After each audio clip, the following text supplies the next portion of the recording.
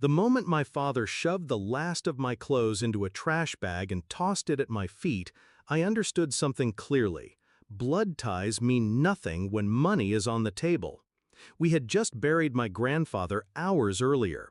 The air still smelled faintly of lilies from the funeral wreaths, and grief still clung to me like a second skin. But for my father, grief had no place. He stood in the study, face red with greed and triumph, waving the thick envelope from the lawyer's office as though it were a trophy. 400 million, he whispered first, then louder, almost manic. 400 million. Finally, it's mine. Then he looked at me, and the joy twisted into contempt. You, he sneered, pointing as though I were a stranger on the street. You're useless now. Dead weight. Your grandfather's gone. No one left to protect you. Before I could respond, he grabbed my arm and dragged me toward the door. His grip was iron, his face set with something I'd never seen before, a hunger so deep it made him a stranger. He shoved me outside, tossed the trash bag at me, and hissed, "Stay gone. You'll get nothing." The door slammed, and with it, the last illusion I had of a father.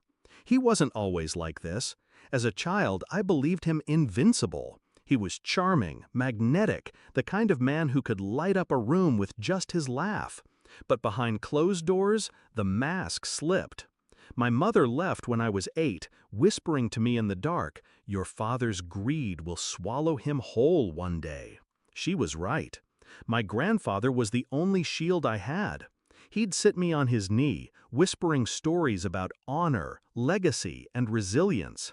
He'd tell me, money doesn't change people, it only unmasks them. At the funeral, I saw it unmask my father completely. The night he threw me out, I slept in my car outside the lawyer's office. I didn't cry, I didn't beg, I just waited. Something in me already knew my grandfather hadn't left this world without one final move. When the lawyer arrived the next morning, he found me leaning against my car, eyes hollow but steady. "You look like him," he said softly, unlocking the door. "Come inside."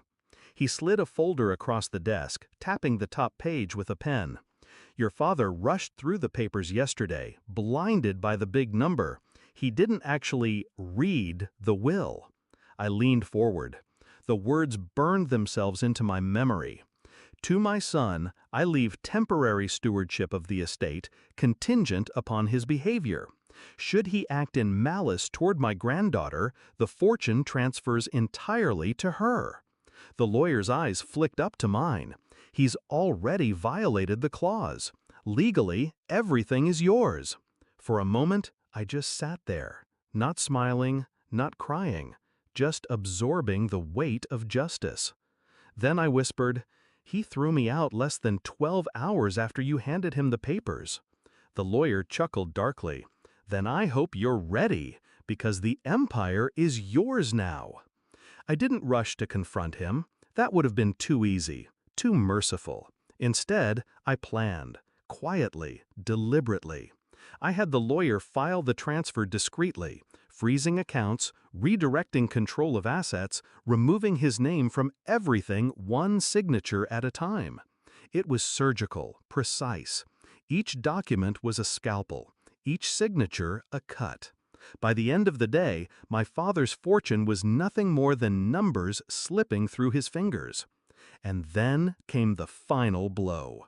He was hosting a celebration that night. A grotesque display of new wealth, caterers, champagne fountains, music thundering through the mansion.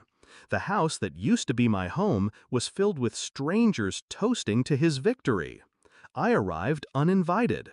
I walked through the door in the same dress I'd worn to the funeral, black and understated. The crowd hushed, murmurs rippling as I made my way to the center of the room. My father's smile faltered when he saw me. "What the hell are you doing here?" I didn't answer. I simply turned to the lawyer beside me who carried the new documents. He cleared his throat, his voice carrying over the music. "Ladies and gentlemen, there's been a correction to the inheritance. Effective immediately, All assets, properties, and holdings belong to the rightful heir, his daughter. Gasps erupted, glasses clinked to the floor. My father's face drained of color, then flushed with rage. "This is a joke," he roared, lunging for the papers. The lawyer stepped back. "Not a joke, a clause. Your behavior triggered the transfer." I finally spoke, my voice calm, but cutting through the chaos like glass. "You said I was useless. But it seems, Father, the only useless one here is you."